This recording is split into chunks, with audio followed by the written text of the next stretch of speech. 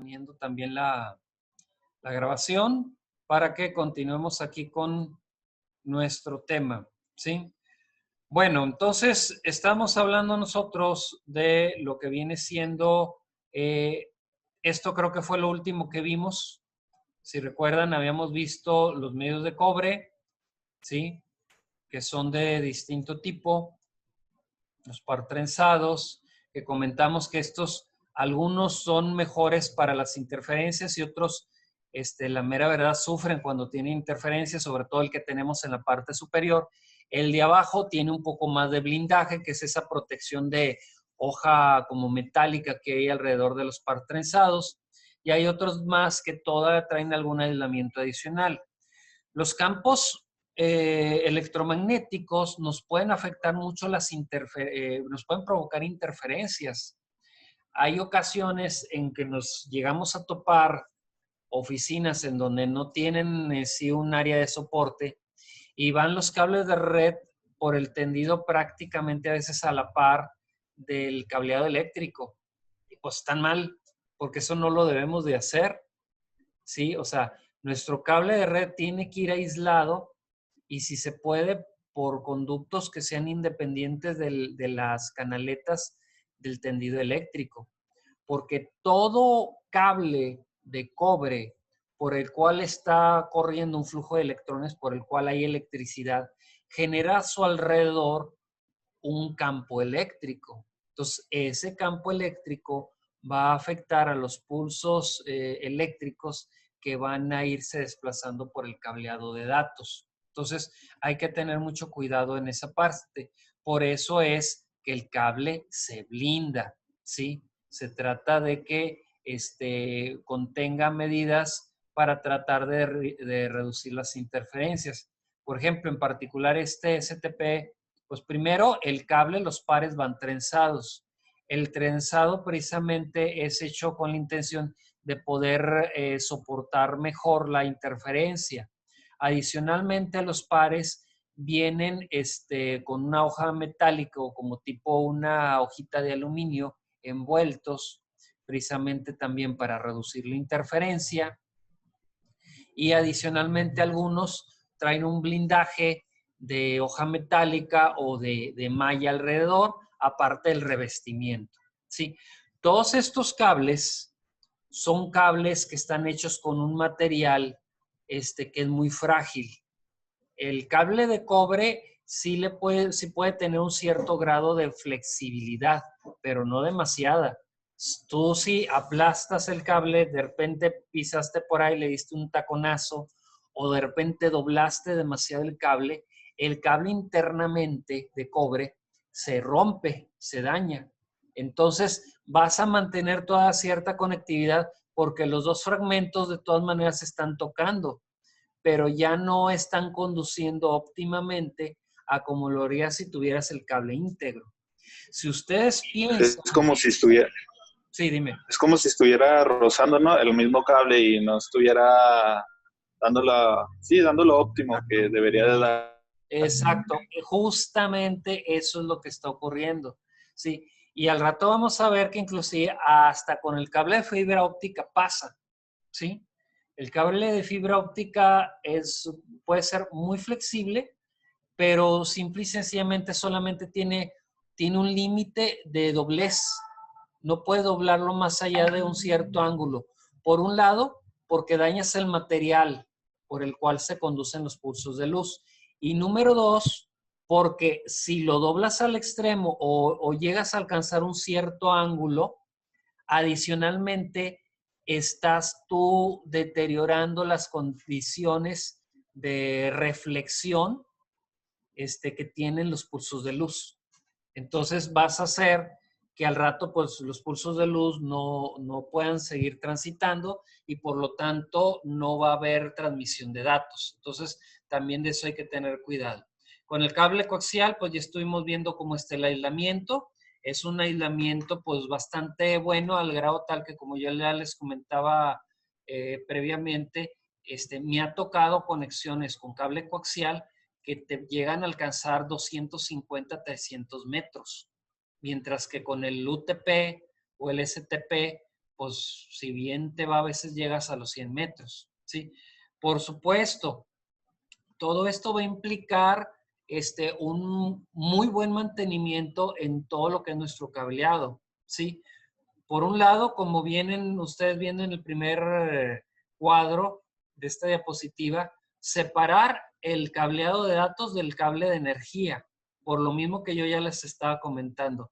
Nada que por el mismo tubo o por la misma canaleta va tanto la electricidad como los cables de datos. Para nada. ¿Por qué? Porque la señal va a llegar muy deteriorada y luego te va a estar quejando de que pues, no llega la señal. Segundo, los cables tienen que estar perfectamente conectados y en esto hay que tener mucho cuidado, ¿sí? Tener cuidado que estén bien nuestros puertos, nuestras conexiones de Ethernet, que las terminales RJ45 estén intactas, bien embonadas. O sea, vas a tener que cuidar mucho hasta cómo cortas el cable, cómo lo pelas el aislamiento, cómo ponchas los cables, ¿sí? Tienes que ya ir adquiriendo tu habilidad para usar la pinza ponchadora de cables para que la conductividad sea correcta, ¿sí? Darle inspecciones más o menos rutinarias para asegurarte que tu cableado esté en buena condición y cualquier deterioro que haya, pues sustituir el cable que sea necesario, ¿sí? Hay equipos que son inclusive que te sirven para detectar daños en la conductividad de un cable de datos. Entonces, sí son muy recomendables. Son equipos que no son tan costosos y que yo sí les recomendaría que llegaran a conseguir si en determinado momento se van a dedicar a esto del cableado. Sí, en Stern pueden comprar esos aparatitos. Más adelante vamos a ver una imagen de esas. Y por supuesto, también cuidar mucho la electricidad estática, que sus equipos estén perfectamente conectados a tierra, que estén utilizando sus conectores eléctricos también con su terminal de tierra, para que no vayan a tener por ahí algún problema de electricidad estática que obviamente también afecte a su cableado, ¿sí? Ok. De ahí en más, pues bueno, las propiedades que habíamos comentado de nuestros cables. Los UTP hay de distintas categorías. Entre más alta es la categoría, mayor es la sensibilidad de ese cable y es capaz de hacer transmisiones a mayores velocidades. Por ejemplo, un cable UTP 5 tiene un nivel de calidad en la transmisión de manera tal que podemos tener 100 megabits por segundo e inclusive en algunos alcanzar 1000 megabits, aunque no es el tipo de cable adecuado para conexiones de 1000 megabits, que serían las llamadas gigabits, de un gigabit. En ese caso, yo recomendaría mejor que utilicen cables como el categoría 6, obviamente les va a salir más caro, pero ese cable sí les puede admitir, por ejemplo, velocidades gigabit, ¿sí? En este caso de pérdida 1000 gigabits. Un categoría 5E, supuestamente sí les va a aguantar los 1000 megabits, aunque a veces no es tan común que no lo topemos. A ver, Adrián, ¿alguna cosa ibas a comentar? Sí, la fibra óptica va dentro de los estándares de cable de UTP. Buena pregunta. Fíjate que no, ahora sí que me voy a tener que llevar la pregunta de tarea porque no estoy en condiciones de contestártelo.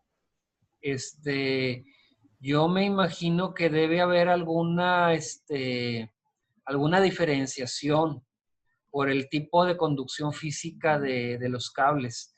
Más que nada, en lo que viene siendo el fibra óptica, hay que tomar en cuenta que aunque está viajando los pulsos a la velocidad de la luz, de todas maneras, como hay una cierta reflectancia, las paredes están ayudando a que el pulso de luz siga avanzando. Va a llegar un momento en que esos pulsos de luz van a tener un límite de capacidad de distancia a viajar.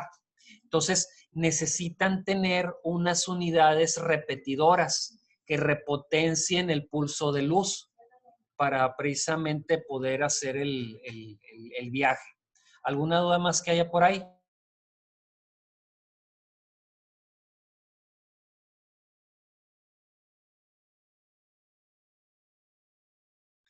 No. Miren, precisamente un dato que ahorita que me van suministrando es eso.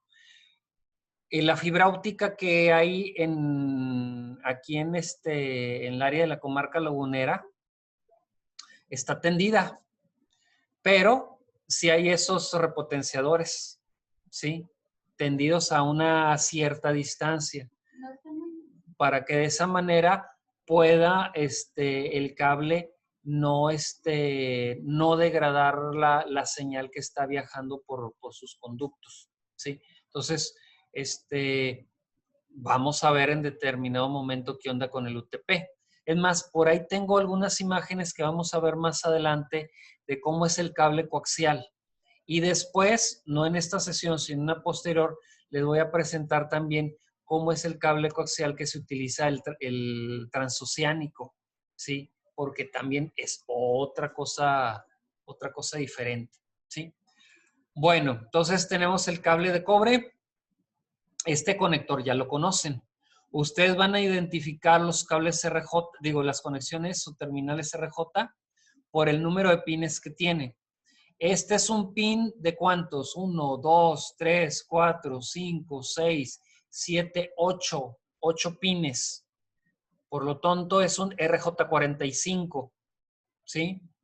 Estos van a utilizar desde 4 hasta los 8 hilos para conducir datos. ¿Sí? Por ejemplo, en esta foto parece ser que nada más está conduciendo, parece ser 5 hilos. ¿Sí? Pero puede usar hasta los 8 hilos. Un RJ11 que es telefónico solamente tiene 4 pines. Por lo regular, o usa los 4 hilos o solamente usa 2 hilos, que serían los centrales. ¿Sí? Eso en los conectores. En este caso, en este UTP, pues están usando el RJ45. ¿Sí? Y aquí está cómo se distribuye el cable. ¿Sí? Hay dos estándares que se usan en la industria, el estándar del 568A y el 568B. Recuerden que cuando tú pelas estos cables de UTP, encuentras adentro 4 pares trenzados, ¿sí?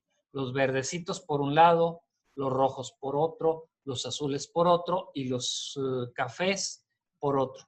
Entonces, ahí te indican cómo tienes que distribuir los cables dependiendo del que tú estés utilizando, ¿sí?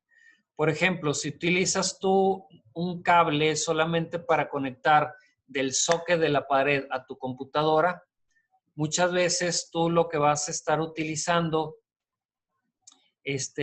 son cables, por ejemplo, como el que viene ahí que dice cable directo Ethernet, ¿sí?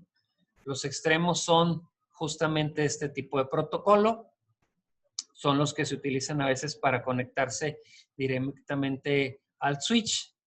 Otro es el cable cruzado, en donde un extremo es de un protocolo y el otro es del otro. Y bueno, el cable de consola, pues ese es otro cable aparte, ¿sí? Pero creo que ustedes ya tuvieron la experiencia de andar ponchando cables el cuatri pasado, no sé, creo que no sé si me comentaron con quién lo estuvieron llevando, en qué materia estuvieron haciendo uso de esto. Sí, entonces, Bueno, fuera, profe, pero no. no lo llevaron. No. Ah, ok. Bueno, entonces van a requerir ahí una ascensión de ponchado, ¿sí? De ponchado de cables, en donde vamos a ver precisamente la pinza ponchadora, las terminales RJ45 y cómo hacemos la distribución de los cables, ¿sí? Ok, bueno. Miren, aquí está el aparatito que se utiliza para probar los cables. Luego después también voy a sacar mi probador de cables, se los voy a mostrar aquí en la camarita. Los probadores de cables, hay algunos que traen para probar cables, tanto conexiones de RJ45, algunos inclusive para RJ11 y también para conexiones para cable coaxial. Son bien prácticos estos probadores, ¿eh? Si ustedes en determinado momento, parte de su chamba va a ser tender redes, cómprenselo. No saben cuántos quebraderos de cabeza se van a ahorrar con este aparatito. Porque con este ya no andan batallando de que, bueno, pues, ¿qué es lo que está fallando? Conectan el extremo un cable en la parte superior, conectan otro extremo en la parte inferior e inmediatamente los LEDs les van diciendo si hay conductividad en cada uno de los pares de hilos. Pues que este no conecta, pues órale, a descartar ese cable y a poner otro cable y santo remedio. Pero ¿cuánto Inmediatamente cuesta tienes eso? solucionado. ¿Mandé? ¿Cuánto cuesta eso? Mira, fácil, métete ahí en tu navegador y métete a la página de Steren. Yo el que tengo lo compré hace más de 15 años en Steren y no me salió tan caro, ¿eh? A lo mejor los encuentras, bueno, pues no sé, te estaría mintiendo, porque yo de las últimas veces que he visto los encontré como en 400, 500. Ya no sé si habrán ido para arriba o más para abajo los precios, pero es más, si quieren vamos haciéndolo, nada perdemos. Ahí entramos en Creo que nuestro los navegador. para arriba, ¿no? Yo llegué a verlos en 400 pesos, pero trae el tester, trae 100 de RJ45, también trae los O capuchones, sea, que son como... es un kit completo. Ajá. Pues está muy bien. Sí, porque ya te incluye las terminales para las conexiones, ya nomás tienes que estar comprando tu cable. Mira, aquí está la página de Steren, steren.com.mx, ¿sí? Como les digo, en Steren es cazar ofertas, porque de repente sí hay productos en donde sí te meten un sustazo con los precios, pero hay cosas que encuentras a muy buenos precios. Miren, por ejemplo, aquí encuentras todo. Encuentras los cables, bueno, cable telefónico usa terminales RJ11, pero por ejemplo aquí tienes los cables de red, cable de red por metro, cable coaxial, cable telefónico, ¿sí? O sea, aquí los encuentras, ¿sí? Entonces también encuentras, por ejemplo, los accesorios, los puedes encontrar, ¿sí? Puedes encontrar en las herramientas, pues seguramente encuentras hasta las pinzas para ponchar los cables, ¿sí?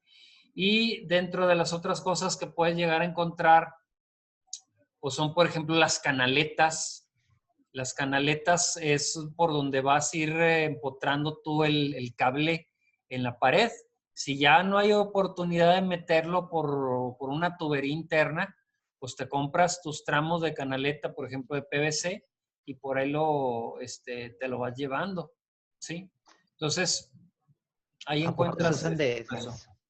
Sí, se llegan a usar, sobre todo, mira, lo que pasa es que muchas veces hay oficinas que rentan el inmueble, entonces no hay la misma facilidad de andar tendiendo una red cableada, pues más que metiendo tu canaleta, ¿sí? Entonces utilizas esa canaleta, por ejemplo, acá tienes el cable de red, mira los precios, por ejemplo, el UTP categoría 6 te cuesta 13 pesos el metro, ¿sí?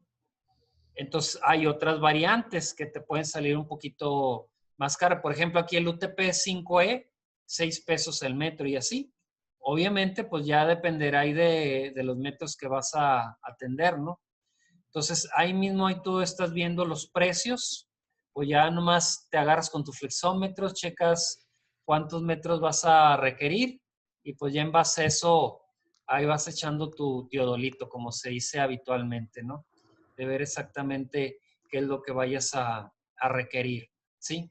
Entonces, pues bueno, ahí está la cuestión de lo que vienen siendo los cables, lo que vienen siendo las canaletas. Y luego, por ejemplo, aquí están las pinzas ponchadoras que les llaman. Estas son las pinzas, miren, por ejemplo, yo tengo una de estas de mango, de este mango como entre rojo y naranja. La mía es para RJ11 y RJ45. Te cuestan actualmente cerca de 600 pesos, pero hay de distintos tipos. Esta te corta el cable, también te pela el aislante del cable y también te permite ponchar. El ponchar es que tú al cable ya con el aislante pelado metes los hilos del par trenzado, los metes dentro de la terminal del, por ejemplo, el RJ45. Entonces, el RJ45 va a parar a un habitáculo que está dentro de esta pinza y tú ya nomás le haces presión y unos pequeños como, por decirlo de alguna manera, unos pequeños martinetes le meten presión a los pines de cobre y esos pines de cobre son los que atraviesan el cable de los hilos del par trenzado. Entonces, ya con eso, ya no se vuelve a separar la terminal, el conector del cable. O sea, ¿por qué? Porque ya los hilos del cable quedaron atravesados por los pines. Eso es lo que se llama ponchar el cable, ¿sí? Entonces, ya con eso ya queda tu cable con sus terminales de manera permanente listos para ponerlo en tu conector Ethernet, ¿sí? Entonces, de esa manera es como tú lo usas. Son las típicas pinzas ponchadoras, ¿sí? Entonces, aquí ven el precio. Pues en su momento a mí me costaron como 400 pesos. Aquí se ve el habitáculo donde están, donde tú metes el cable. Tiene la navaja con la cual corta el cable o donde lo puede pelar. El pelar el aislante, por un lado hay una navaja que te corta totalmente el cable al grado tal que lo desprende y otra navaja con la cual te lo corta solamente hasta unos cuantos milímetros. Esa parte de la navaja parcial, por decirlo de alguna manera, es la que te permite que puedas retirar el aislante, pero se quede los hilos de cobre para posteriormente hacer el ponchado, ¿sí? Probadores de cable. Vamos a ver si aquí en el buscador lo podemos encontrar. Lo que es el probador de cable para el cable de red, ¿sí? Se está tardando en hacer la búsqueda y como que no dio con él, no dio en la categoría, ¿sí? Ok, entonces tendríamos que buscarlo de otra manera. Bueno, aquí vienen categorías más que nada para lo que acabamos de poner, pero debe de venir en dado caso en la sección de herramientas, ¿sí? Los probadores de cable, como les digo, son sumamente útiles. Yo sí les recomendaría mucho que en dado caso los lleguen a adquirir si es que van a estar metidos en este tipo de trabajos, ¿sí?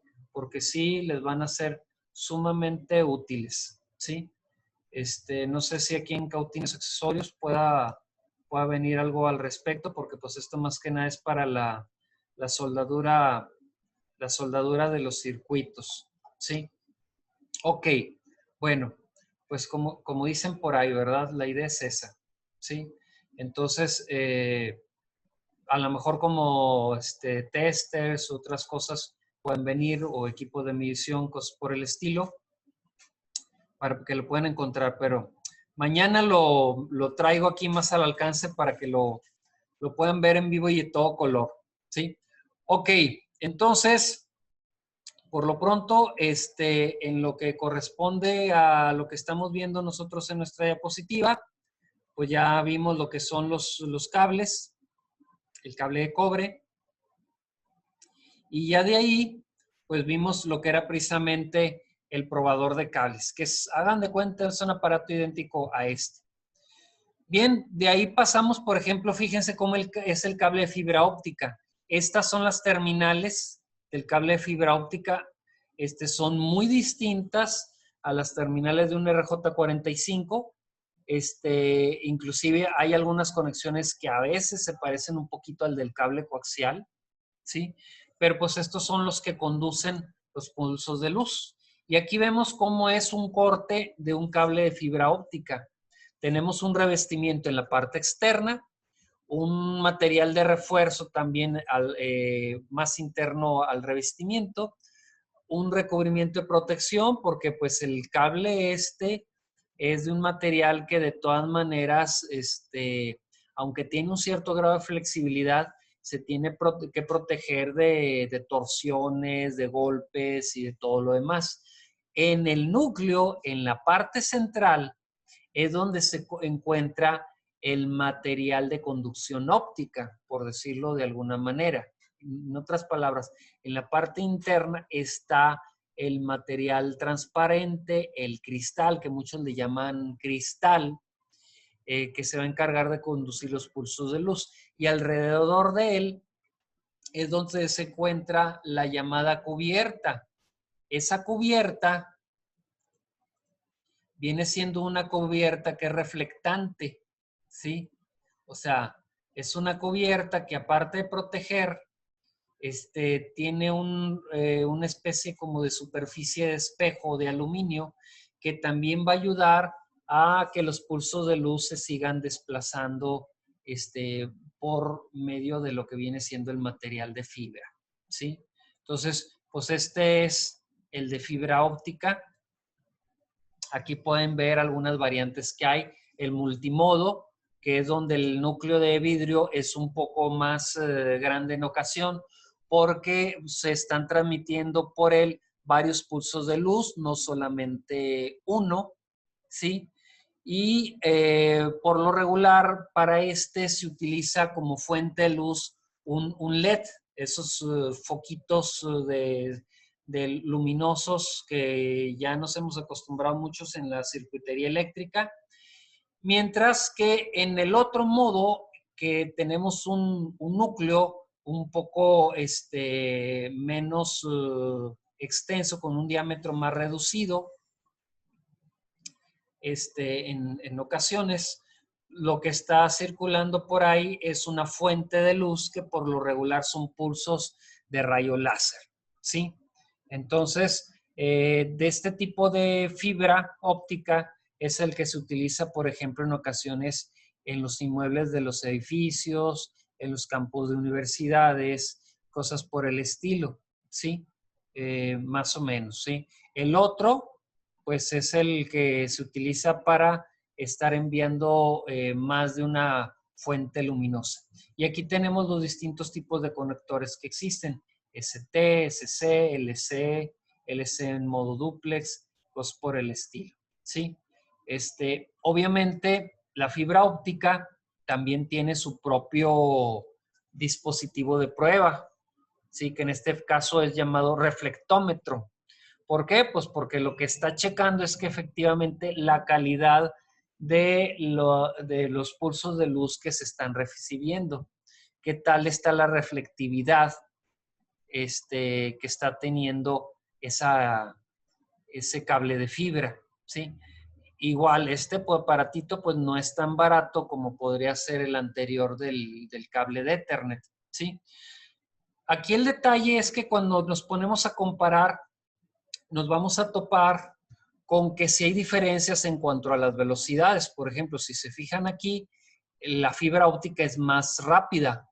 Por eso es que ahora los proveedores de Internet nos presumen de que su Internet es más rápido porque va en fibra óptica, ¿sí? La distancia del cable de cobre es relativamente corta, de unos 100 metros. En cambio, el que va por pulsos de luz en fibra óptica puede alcanzar hasta 100 kilómetros, ¿sí? Las interferencias le pegan muchísimo, la interferencia electromagnética o eléctrica le pega muchísimo a los cables de cobre, mientras que a la fibra óptica pues no le hace nada, porque los campos eléctricos pues no afectan el flujo de fotones.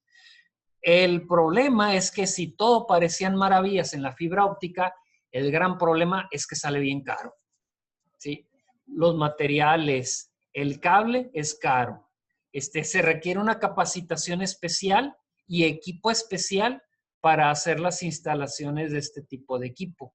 En eso, lo que son los medios de cobre son muchísimo más económicos, ¿sí? Entonces, pues sí, la fibra óptica es una solución, pero pues de que nos va a costar, nos va a costar.